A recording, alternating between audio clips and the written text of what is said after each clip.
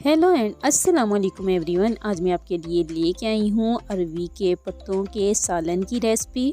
अरवी के पत्तों का ये सालन बहुत ही मज़े का बनता है, बहुत ही टेस्टी बनता है। तो आइए चलते हैं आज की इस रेसिपी की तरफ, देखते हैं कि अरवी के पत्तों का सालन कैसे बनाया जाता है।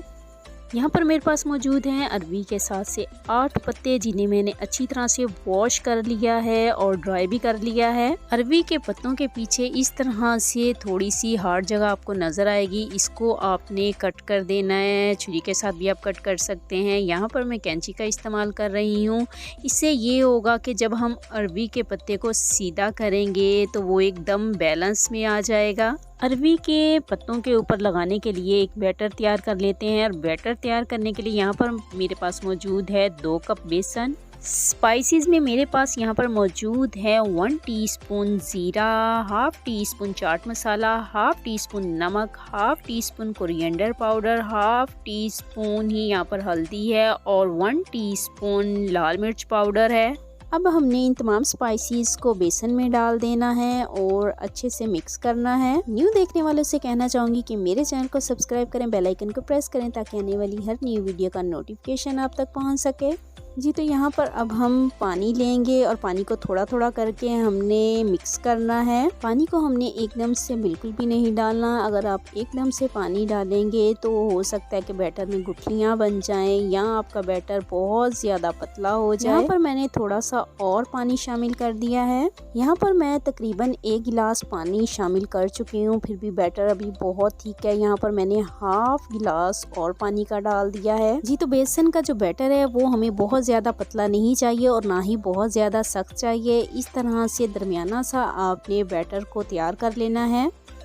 तैयार किए हुए बैटर को हाथ पर लेंगे और इस तरह से पूरे पत्ते पर हमने बैटर को अप्लाई करते जाना है। आप चाहें तो बैटर की थिक लेयर भी लगा सकते हैं, यानी कि इस लेयर को डबल भी कर सकते हैं, लेकिन यहाँ पर मैंने इतना लगाया है बहुत। और इस तरह से हमने पत्ते को फोल्ड करना है और इस तरह से हमने पूरे पत्ते को फोल्ड कर लेना है।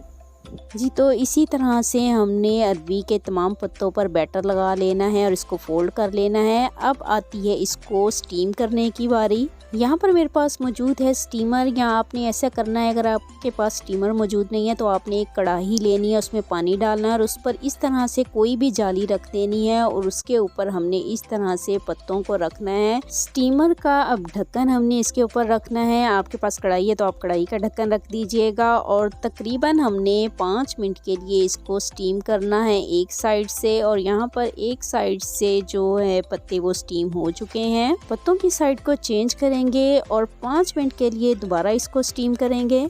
आपने थोड़ी थोड़ी देर बाद पत्तों को देखते रहना है और आपने इस तरह से उठाकर देखना है। अगर बेसन अंदर से सख्त हो चुका है तो समझे जी आपके पत्ते स्टीम हो चुके हैं। और यहाँ पर पत्ते स्टीम हो चुके हैं। अब इनको किसी भी डिश में निकाल लेंगे और ठंडा होने देंगे। जी, तो जब अरवी के पत्ते ठंडे हो जाएं तो ये देखिए मैंने हाथ में कितने आराम से इन पत्तों को पकड़ लिया है और अब हम इन पत्तों को कट करेंगे। आप चाहें तो इनको 2 हिस्सों में काट सकते हैं और चाहें तो आप इनको 3 हिस्सों में भी काट सकते हैं। तो आइए अब चलते हैं सेकंड स्टेप की तरफ। यहाँ पर अब मैं तैयार करने वाली हूँ ग्रेवी। तो यहाँ पर मैंने लिया है हाफ कप ऑयल और हाफ कप ऑयल में डाल दिए हैं 4 प्याज, जिन्हें मैंने इस तरह से चॉप कर लिया है।